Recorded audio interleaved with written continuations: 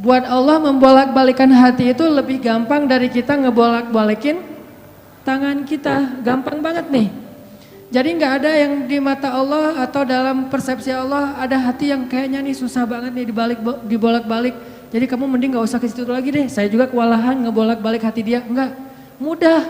Terus kenapa ada yang dibiarkan, ada yang dibalikan hatinya? Karena ada yang pantas, ada yang tidak pantas. Jika kita sudah punya kepantasan, Allah akan balikan hati kita kepada kebaikan. Allahumma habib ilainal iman wa zayyinhu fi qulubina wa karrih ilainal kufra wal fusuqa wal isyan waj'alna minar rasyidin. Hafal doa itu? Nanti cari di YouTube lah ya. Ya Allah, jadikan kami cinta kepada amal soleh dan jadikan rasa cinta itu indah di dalam hati kami. Jadikan kami benci kepada dosa dan jadikan kami termasuk orang-orang yang mendapat petunjuk. Allah bolak-balikan. Gitu juga dengan hati calon mertua. Gimana pun dia ngeblok, nggak boleh masuk lah, gerbangnya digembok segala macam. Cuma gerbang. Mau 1000 lapis gerbang, kalau hatinya dibalikin, hilang semuanya tuh. Gampang banget kan? Buktinya malam ini nih. Allah membolak-balikan hati kita yang tadinya punya macam-macam rencana pada malam minggu, akhirnya Allah balikan hatinya, udah ke Masjid Agung aja deh. Bukan karena saya, bukan karena pemuda hijrah, bukan karena teman-teman panitia, tapi karena Allah mengikat hati kita, mengarahkan hati kita untuk bisa datang ke masjid. Sehingga ribuan anak muda tiba-tiba memakmurkan dan meramaikan majelis ilmu. Kalau di ribuan orang aja bisa Allah bolak-balikan hatinya, apalagi cuma satu orang. Ya, ada berapa ribu sekarang? 15.000? Lebih nih Masjid Agung ini daya tampungnya berapa? 10.000 ya? Sampai keluar. Berarti sekitar 20.000. Ini benar-benar sesuai dengan yang dulu banget saya harapin 2 tahun yang lalu bisa ngalahin Tomorrowland. Minimal DWP lah ya. Bisa ngalahin DWP atau kalau bisa Tomorrowland. Saya pernah kemarin tuh acara taklim di Pekanbaru, Anur, yang datang sekitar 25.000 anak muda di depan masjid penuh. Malam yang sama ada acara juga di mall, tapi acaranya sepi, yang taklimnya rame. Masya Allah. Habis itu baru ke mall. Tetap aja sama-sama rame. Intinya teman-teman mudah buat Allah. Sama kayak Allah membolak-balikan hati Nabi Muhammad, mertuanya Ali bin Abi Thalib. Padahal udah yang datang itu kurang keren apa coba? Abu Bakar. Secara fisik terkenal Abu Bakar itu orangnya putih, nggak terlalu gemuk, jadi badannya tuh bagus. Terus orangnya dermawan, akhlaknya paling mulia dan nggak pernah syirik sejak zaman jahiliyah. Di antara sahabat Nabi yang gak pernah melakukan dosa syirik sejak zaman jahiliyah, Ali dan Abu Bakar. Malah Abu Bakar tuh waktu kecil pernah diajak sama ayahnya untuk nyembah patung. Begitu ayahnya selesai ibadah nyembah patung pergi, itu patung diludahin sama Abu Bakar. Dilemparin kotoran sama Abu Bakar. Apa sih lo patung doang masa disembahin? Kalau lo bisa balas gua, coba lo balas, dilemparin. Ternyata gak balas. Dari kecil juga Abu Bakar itu udah gak pernah syirik. Orang yang sangat terjaga, hanif. Dan julukannya juga sama dengan julukan Nabi Ibrahim, Siddiq. Wadhkur fil kitab Ibrahim innahu kana siddiqan nabiyya. Ibrahim Siddiq, Abu Bakar Siddiq, sama nih. Bahkan Nabi sering membandingkan Abu Bakar sama Ibrahim. Engkau wahai Abu Bakar seperti Ibrahim. Engkau wahai Umar seperti Musa. Ya iyalah Umar ya. Musa kan gak sengaja noel orang langsung meninggal kan ya. Melihat Bani Israel agak ramai gitu lagi mau gelut sama orang Kipti. Karena Musa kasihan kepada Bani Israel yang lemah, akhirnya dia cuma ditakol dikit lah si orang Kipti ini teh. Cuma apaan sih lo? Meninggal. Belum diginiin baru gini doang coba. Jadi kalau dulu ada ultimate fight kayaknya Musa tuh juara bertahan tuh. Nah kalau di zaman Nabi orang kayak Musa, Umar, jawara Quraisy. Kalau ada yang macam-macam sama Umar, lo berani sama gua. Nih lo lihat nih. Nggak ada yang berani sama Umar. Kalau lo pengen istri lo jadi janda, anak lo jadi yatim, lo tunggu gua di belakang gedung itu. Gedung, bukit. Nggak ada gedung dulu teh. Nggak ada yang berani nungguin Umar. Lancar aja tuh hijrahnya. Artinya Abu Bakar itu sering dibandingkan kayak Ibrahim. Terus dengan Nabi akrab banget tuh Abu Bakar. Jadi kayak soulmate-an berdua tuh. Belum dapat risalah Islam juga, Nabi itu kalau jalan sama Abu Bakar jalan yuk kemana? Ngopi kalau bahasa kita teh. Ngopi sama Abu Bakar berdua. Dari zaman sebelum Islam juga Nabi itu dalam tanda petik udah sering ngopinya sama Abu Bakar. Coba enak gak nolak teman ngopi kita? Agak susah kan dia ngajak kemana? Gak enak kan nolaknya, ya udah gue datang gitu. Ali ngerasa, wah nih yang datang nih saingan berat nih. Pernah bersaing dengan orang kayak gini? Pernah, cuman sering kalah. Gak ada saingan juga masih ditolak ya, apalagi ada saingan. Nah itu mah saya banget, bukan teman-teman. Udah biasa ditolak, pada akhirnya diterima juga. Karena saya gak mau menyerah. Datang Abu Bakar, mau ngelamar Fatimah. Ali pas tahu berita itu, ya udahlah berarti pupus harapan. Hashtagnya berhenti aja. Udah gak bisa ngapa-ngapain. Tidak lama kemudian setelah Abu Bakar lama di rumah Nabi terus pulang, Ali merhatiin wajah Abu Bakar, nih wajah diterima atau wajah ditolak nih. Ternyata dapat kabar Abu Bakar ditolak sama Nabi. Yes, kata Ali. Abu Bakar ditolak sama Nabi. Cuman sisi lain, Ali makin gak pede. Kalau Abu Bakar aja ditolak, siapa saya? Bahkan lebih ditolak lagi. Jangan-jangan belum sampai di pintu juga, udah Ali pulang aja deh. Abu Bakar aja ditolak. Yang kurang apa coba? Akhlak luar biasa, agama terbaik. Bahkan umat Islam paling baik imannya tuh. Dan amal solehnya Abu Bakar, gak ada tandingan lah.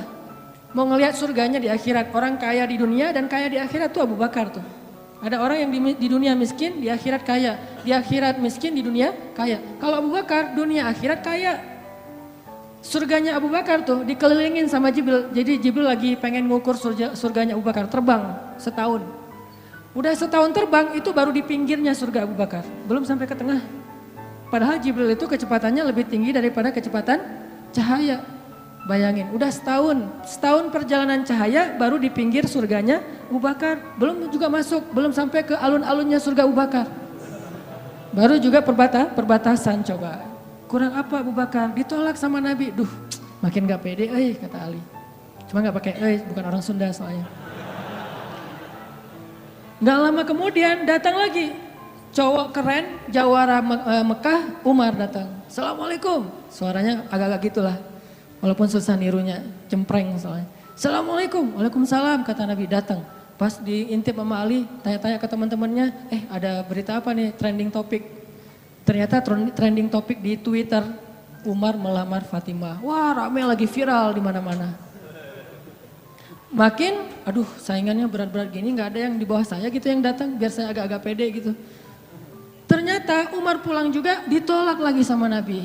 Ali yes tapi tuh gimana ya kalau Umar aja ditolak yang paling kuat bisa menjaga Fatimah banget kan. Kalau ada apa-apa Fatimah tenang aja ada gua. Naik motor berdua sama Umar gitu kan zaman kita mah ya. Sengaja gak bawa jas hujan. Kalau udah hujan buka baju kasih ke ceweknya. Gak pakai baju memotoran. Cowok banget lah itu mah ya. Pulang-pulang sampai ke rumah minum antangin. Umar tuh jawarannya, Nabi kan pasti tenang banget ngasih anak ke orang kayak Umar.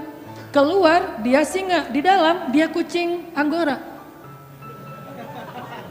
Maksudnya apa? Dia tuh gak pernah kasar sama istrinya, walaupun dia keras kepada musuhnya.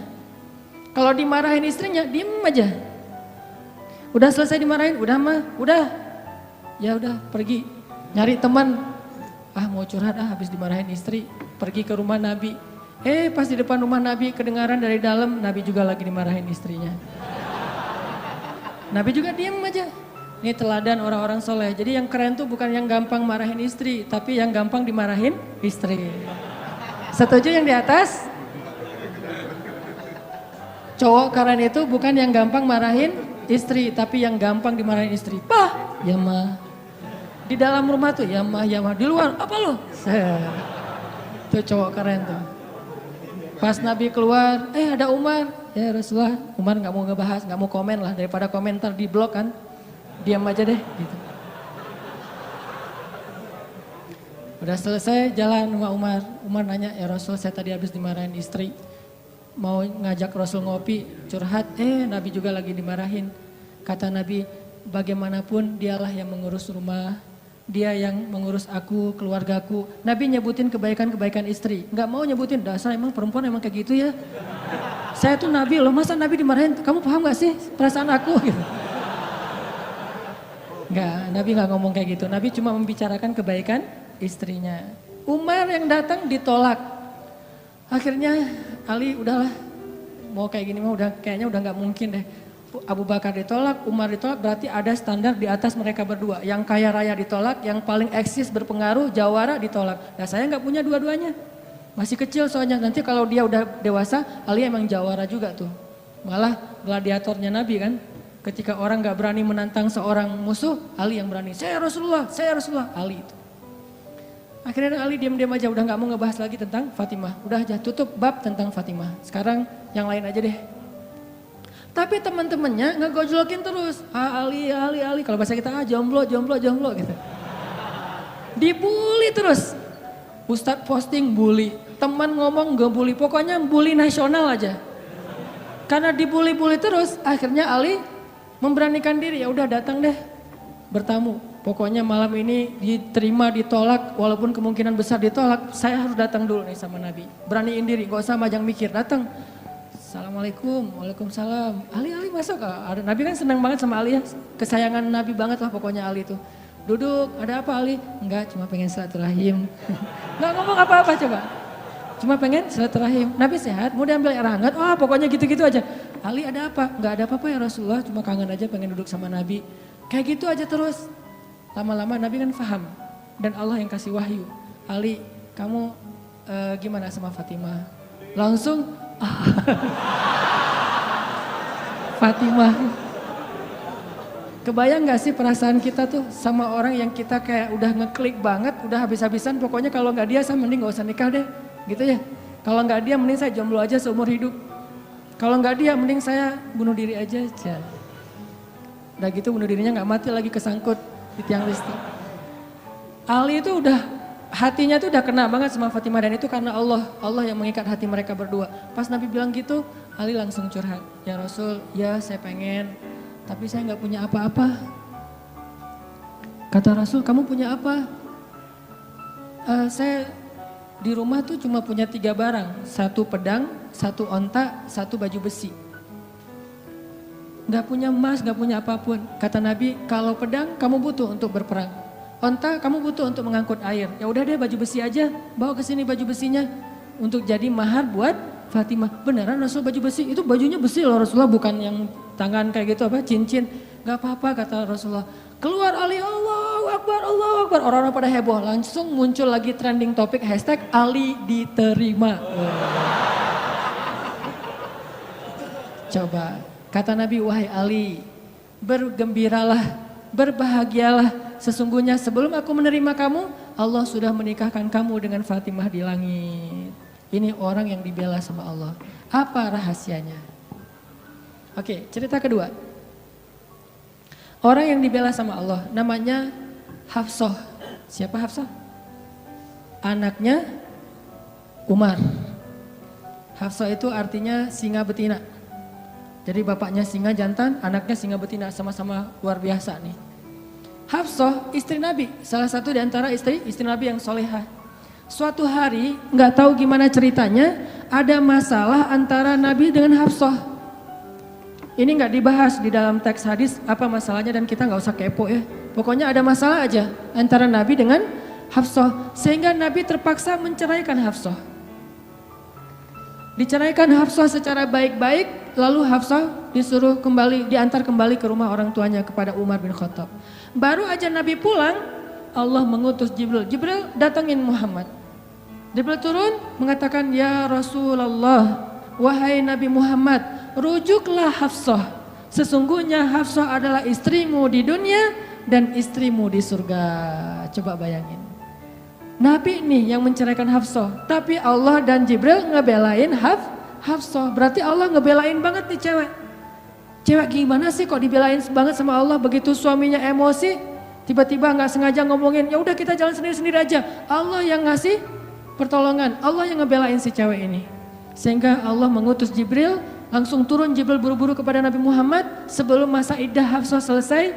Lalu Jibril mengatakan, rujuklah Hafsah, sesungguhnya dia istrimu di dunia dan istrimu di surga. Akhirnya Nabi pun merujuk Hafsah. Apakah Hafsah marah-marah kepada Nabi Muhammad? Enggak. Apakah Hafsah mengutus Umar? Kan ayah tuh jawara, udah datengin dong Rasulullah tuh, ngecarain saya enak aja. Enggak mengandalkan makhluk sama sekali. Hafsah cuma gini, ya Allah, saya yang salah bukan Rasulullah. Tapi saya tidak bisa hidup tanpa Rasulullah, dia adalah cinta sejati saya. Allah langsung, ya benar Hafsah, udah gua turunin sih. Jibril turun. Jibril turun nih coba. Ya Rasulullah, rujuk Hafsah, dirujuk. Apa rahasia orang cewek sekeren Hafsah sampai dibelain dari langit ketika dia bercerai sama suaminya? Kisah yang ketiga, cewek juga dibelain sama Allah sampai turun ayat. Kalau tadi dua cerita tidak turun ayat, cuman ilham atau wahyu dalam bentuk isyarat. Kalau sekarang sampai turun ayat loh. Yang ada di dalam surat Curhat. Teman-teman tahu surat Curhat? Surat Al-Mujadalah. Kan terjemahan dari Mujadalah curhat kan ya? Jadi kalau kita pengen lihat curhat itu juga ada di dalam Al-Quran. Bahkan jadi nama surat Curhat. Al-Mujadalah atau Al-Mujadilah. Siapa yang dikisahkan di dalam surat itu? Coba teman-teman buka surat Al-Mujadalah, surat 58 ayat 1. Yang punya aplikasi Al-Quran di handphonenya, coba buka surat 58 ayat 1, Al-Mujadalah. Kita lihat nih, gimana Allah ngebelain seorang cewek yang disebut di dalam ayat itu. Saya bacain ya. A'udzu billahi minasy syaithanir rajim. Yuk bareng-bareng.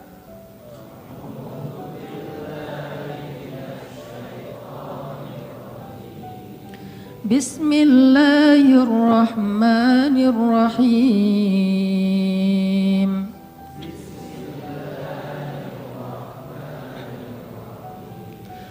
قد سمع الله قول التي تجادلك في زوجها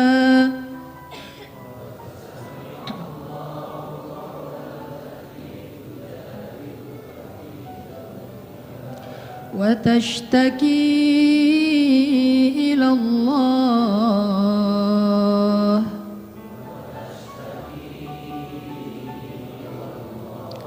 والله يسمع تحاوركما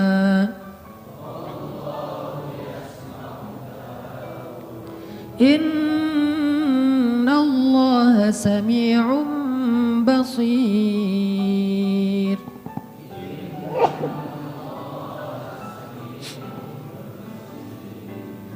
Sungguh Allah telah mendengar ucapan seorang perempuan yang meminta nasihatmu tentang suaminya. Dan dia curhat kepada Allah. Dan Allah mendengar percakapan kalian berdua. Sesungguhnya Allah maha mendengar, lagi maha melihat. Siapa cewek ini? Namanya Khawlah bintu Tha'labah. Namanya Khawlah. Catat tuh. Biar kita kalau ngegosip, gosipnya tentang sahabat. Siapa istri Nabi ini gosip ya? Tapi gosip yang benar. Siapa istri Nabi yang pintar masak? Jarang dengar kan? Istri Nabi yang pintar masak namanya Zainab. Ummu Salamah. Istri Nabi yang pintar masak namanya Ummu Salamah. Kalau di zaman kita mah jadi Ummu Salamah Cake, punya brand.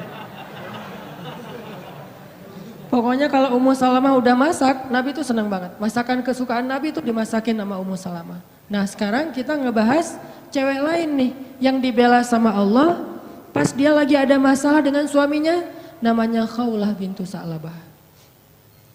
Apa yang terjadi? Khawlah tuh diuji dengan punya suami pemarah. Orangnya tuh gampang bete, gampang marah-marah. Pokoknya kalau udah jalan sama suaminya, di jalan dia marah-marah aja. Sama supir angkot marah, sama motor marah, marah aja kerjaannya. Dasar nih orang gak bisa nyetir, dasar nih angkot, dasar. Kerjaannya marah-marah. Dan kalau istrinya salah dikit, dimarahin sama suaminya. Sampai suatu saat, saking suaminya ini udah marah dan emosi banget, suaminya pun menzihar khaulah. Apa menzihar? Menzihar itu menyebutkan istri seolah-olah jadi ibu sehingga dia menjadi haram buat suaminya, kayak ditalak 3 gitu. Kamu buat saya seperti ibu saya, berarti udah nggak bisa lagi jadi suami istri, udah jadi kayak ibu dan anak. Itu tradisi Arab jahiliyah. Nah gara-gara dia dizihar sama suaminya, dia kan bingung. Terus kalau saya udah digituin, apakah saya masih boleh serumah sama suami saya? Masih boleh tidur bareng dengan suami saya? Kan bingung nih. Minta nasihat dan fatwa kepada kiainya. Waktu itu adalah Rasulullah SAW. Datang nih khaulah ke Nabi dalam wajah yang sedih. Baru dizihar, ditalak 3 sama suaminya, dia datang, ya Rasulullah. Apa hukum seorang suami yang mengatakan kepada istrinya, engkau bagiku seperti punggung ibuku. Artinya udah gak halal lagi. Nabi mengatakan kalau gitu engkau wahai khaulah sudah cerai dengan suamimu. Udah gak bisa lagi bareng. Bersabar wahai khaulah. Akhirnya khaulah pun pulang dalam keadaan sedih. Dia curhat kepada Allah, ya Allah. Memang suami saya itu banyak salahnya. Memang suami saya itu pemarah. Tetapi dialah cinta pertama saya. Coba. Ketulusan cinta cewek. Dialah cinta pertama saya. Dan dia gimana bisa hidup, siapa yang akan ngerawat dia? Kalau dia menceraikan saya, selama ini yang ngerawat dia cuma saya. Ya Allah bagaimana ini? Watashtaki ilallah. Minta nasihat kepada manusia, tapi curhat kepada Allah. Itu ayatnya tuh. Tujadi luka watashtaki ilallah. Dia minta fatwanya kepada kamu Muhammad, tapi curhatnya kepada Allah. Jangan terlalu sering curhat kepada manusia. Bahaya. Apalagi dua-duanya masih jomblo. Kita curhat ke teman kita, gue lagi kecengin cewek nih. Kayaknya soleha banget, hafal juz 30. Oh gitu? Ya. Anak mana? Ya sekampung sama kita, namanya si Fulan dan seterusnya, disebutin identitasnya, CV-nya udah lengkap. Ternyata dia duluan yang maju. Ditikung di tengah jalan, kan itu berat banget ya. Gara-gara apa? Kok dia tahu tentang cewek itu? Gara-gara curhat kita. Allah tidak pernah menikung hambanya. Hamba sesama hamba saling menikung. Muncullah adegan nanti datang di acara wedding mantan. Udah gitu nyanyi kayak gitu yang baper-baperan gitu ya. Nangis berjamaah. Ini karena sering curhat kepada manusia. Manusia juga kadang-kadang nyebelin. Kita curhatnya sedikit baru opening, dia udah balas curhat lebih banyak lagi. Gua habis diputusin, caranya nggak enak lagi tuh. Gimana nggak enak? Dia cuma ngomong gini, kita jadi adik kakak aja ya. Kan berat banget buat gua. Oh gitu, lu masih mending, gua lebih parah dari itu. Cerita dia tuh, akhirnya dia yang curhat sama kita. Itu ke manusia. Kalau ke Allah nggak gitu. Allah maha sami'un, maha mendengar. Arti sami'un itu nggak pernah lelah mendengar. Itu arti sami, nggak pernah lelah mendengar. Kita curhat semalam suntuk juga, Allah tetap sayang sama kita. Udah ya, kelamaan curhat kamu, yang lain hamba-hambaku masih banyak tuh. Nggak ada kayak gitu. Makin kita lama curhat sama Allah, makin Allah sayang sama kita. Makin kita lama curhat kepada manusia, makin dia sebel sama kita.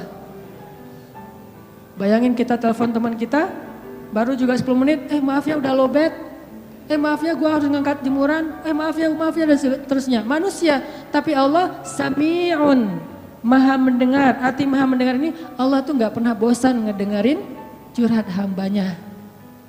Jadi bukan hanya diambil dari angle Allah maha mendengar segala ucapan kita, bukan cuma itu angle-nya. Ambil angle-angle yang motivasi. Ternyata Allah itu gak pernah bosan, gak pernah capek ngedengerin curhat kita. Jadi kalau kita pengen curhat yang panjang, yang gak akan pernah dicuekin. Kadang-kadang kita curhat lewat telepon ke teman kita, di loudspeaker dia ngapain gitu ya. Kok gak ada suara dia, kok diam-diam aja. Kamu dengar kan? Dari jauh dia langsung lari, iya dengar, terus pergi lagi. Kita ngomong sendiri, teleponnya ditaruh di atas bantal, dia pergi. Itu manusia, Allah enggak. Wa idza sa'alaka ibadi anni fa inni qarib. Kalau kita tanya ke Allah pengen curhat, Allah bukan menjauh. Apa-apa, sini, dekat. Allah malah mendekat kepada kita. Apa? Wahai hambaku ada apa? Kalau teman kita menjauh, kalau Allah mendekat coba. Sami'un qaribun. Orangnya tuh qarib, kalau bahasa kita karib, akrab orangnya. Bukan orangnya, zatnya. Allah itu zatnya akrab, asik gitu. Nggak bakalan nyebelin. Allah gitu banget sih, saya udah capek-capek curhat semalaman ternyata nggak didengar, nggak. Samihun.